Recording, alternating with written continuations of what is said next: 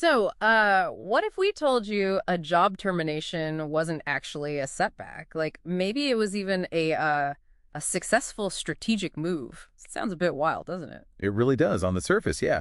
But look, this deep dive, and we're pulling this straight from your sources, is going to unpack exactly that idea is through something called the Freedom Protocol model. Yeah. And we'll show how, established business principles actually back up this pretty unconventional view of what happened. Okay, interesting. Let's get into it then. Your sources start with this idea called the two-system hypothesis. What's the core thinking there? Right. So the hypothesis, basically, as your material lays it out, suggests the conflict wasn't really about, say, your performance or anything like that. It came down to you, the operator, and management running on, well, fundamentally incompatible operating systems. Okay, incompatible OSs, like different software. Exactly. Think of it like trying to run, I don't know, Mac software on a Windows PC without any translation layer.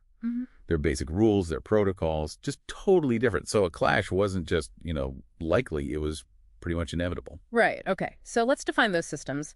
What about your operator's OS? Your sources call it the Country Rat Protocol, which is quite a name. What did that involve? Yeah, the Country Rat Protocol. Your sources frame it as this system that really prioritizes clarity and a long-term view. It's about valuing hard data, wanting clear communication, like, needing agendas before meetings, and really protecting your boundaries, both personal and professional. So maintaining control over your time and energy? Precisely.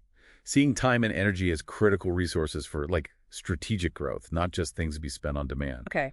And then the flip side, management's OS. How did that operate, according to the sources? Well, based on what you've provided, that system valued immediate compliance above almost everything else. It ran on impromptu stuff.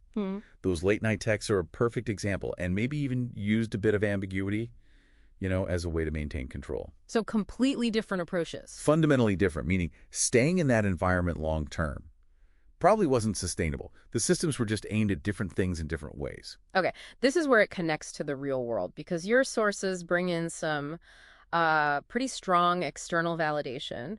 First up, there's the Warren Buffett Power of No principle. I think it was from an Inc. magazine article. Buffett's main idea being that saying no to things that don't matter, to distractions, is key for achieving your real goals. How does that fit here? Oh, it fits perfectly. That decision you made, saying no to that meeting without an agenda, your sources argue that wasn't insubordination at all. It was you basically putting the Buffett principle into action. Strategically, you were prioritizing your own stated goals. Maybe your well-being, R&D time you'd planned, just sticking to your schedule over an immediate, unstructured demand from management. It was like strategic focus, not defiance. That reframes it completely. And there's another piece from Inc. magazine too, right? The Why Employees Quit doctrine. Yes, and that's also really illuminating here. That doctrine basically says the biggest reason people leave jobs isn't always money. It's feeling, devalued, disrespected, not listened to. It creates these toxic, unsustainable cultures. And the connection to your situation is? Well, the manager's actions described in your sources, the late-night text, the demand on a day off, no agenda, the termination by text. I mean, your sources present that as almost a textbook example of devaluing an employee. Right. So those feelings you might have had, like being jerked around or unappreciated, they weren't just in your head. This external business doctrine kind of validates them. Exactly. It suggests your decision to, well, effectively leave wasn't just rage quitting. It was presented as a logical, strategic response to opt out of a system that was, frankly, broken. Which leads to this final concept from your sources, mutually assured decoupling. That sounds intense. It does, but it makes sense in this context. Yeah. That impromptu meeting request, your sources position it as a kind of deliberate boundary test. And your response asking for an agenda wasn't just about the meeting. It was you enforcing your own protocol and acting according to that Buffett principle of protecting your focus. So when they couldn't push past that boundary, the termination followed. What did that signify then, according to this model? It meant, well, termination was the management system's only logical move left because it couldn't break your boundary or force you onto its operating system. Yeah. So your sources reframe it brilliantly. It wasn't a firing in the usual sense. It was like they call it mutually assured decoupling. Like a system ejecting something incompatible. Precisely. An engineered release, triggered because you refused to keep participating in a system that devalued you.